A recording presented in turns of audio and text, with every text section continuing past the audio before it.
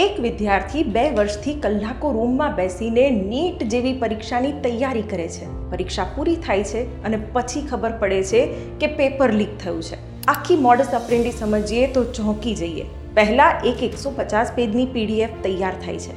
અંદાજે 400થી વધુ પ્રશ્નો તેમાં હોય છે. ગેસ પેપર કે પછી ટેસ્ટ સિરીઝનું તેને નામ અપાય છે અને આ PDF WhatsApp, Telegram, coaching groups અને PG હોસ્ટેલ્સમાં શેર થાય છે. રિપોર્ટ મુજબ આ સામગ્રી પરીક્ષા પહેલાંના 42 કલાકથી લઈને 1 મહિના પહેલાં સુધી વિદ્યાર્થીઓ પાસે પહોંચી ગઈ હતી. આ ગેસ પેપર જેના 100થી 140 પ્રશ્નો ખરેખર જે નીટ પેપર હતું એની સાથે મેચ થતું હતું.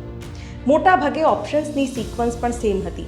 એટલે કે કોઈ અંદરના માણસ કે મોટા કોચિંગ સેન્ટર્સ પાસે બેઠું પેપર જ હાજર હતું. રાજસ્થાન, ઉત્તરાખંડ, મહારાષ્ટ્ર અને કેરલા સુધીની લિંક મળી. SOG અધિકારીનું કહેવું છે કે પેપર લીક માફિયા સામાન્ય રીતે પેપર પબ્લિકમાં નથી ફેલાવતા અને સિલેક્ટેડ લોકોને જ પેપરની આગલી રાતે પ્રશ્નો કહેવામાં આવે છે, જેથી પુરાવા ન મળે. આખરે NTA આખી પરીક્ષા કેન્સલ કરી છે અને હવે આગળ શું થશે એની પણ એક રૂપરેખા સામે આવી છે. પહેલાં તો 3 મેના નીટના બધા જ પેપર અમાન્ય ગણાશે. NTA ફરીથી આખા દેશમાં રીટેસ્ટ લેશે. અંદાજે 22થી 24 લાખ વિદ્યાર્થીઓને ફરી એક્ઝામ આપવી પડશે. વિદ્યાર્થીઓને રજિસ્ટ્રેશનની જરૂર નહીં પડે. જૂનું એપ્લિકેશન, એક્ઝામ સિટી, આ તમામ જે ડેટા છે એ કેરી ફોરવર્ડ થશે. એક્સ્ટ્રા ફીસ પણ નહીં લેવામાં આવે. રી એક્ઝામની નવી તારીખ પણ થોડા દિવસોમાં જાહેર થઈ શકે છે.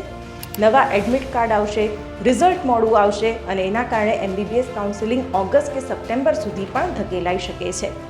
2024 પછી 2026માં ફરી પેપર લીક થયું છે અને એટલે જ હવે AIથી સર્વેલન્સ વધારાશે, બાયોમેટ્રિક વેરિફિકેશન થશે, પેપર ડિસ્ટ્રીબ્યુશનની ચેઇન પણ બદલી શકાય છે અને કોચિંગ માફિયાઓ પર CBI વોચ રાખશે. અને સ્ટુડન્ટ્સ માટે શું? ફરીથી બુક્સ ખોલો અને રી એક્ઝામ માટે ઓલ ધ બેસ્ટ.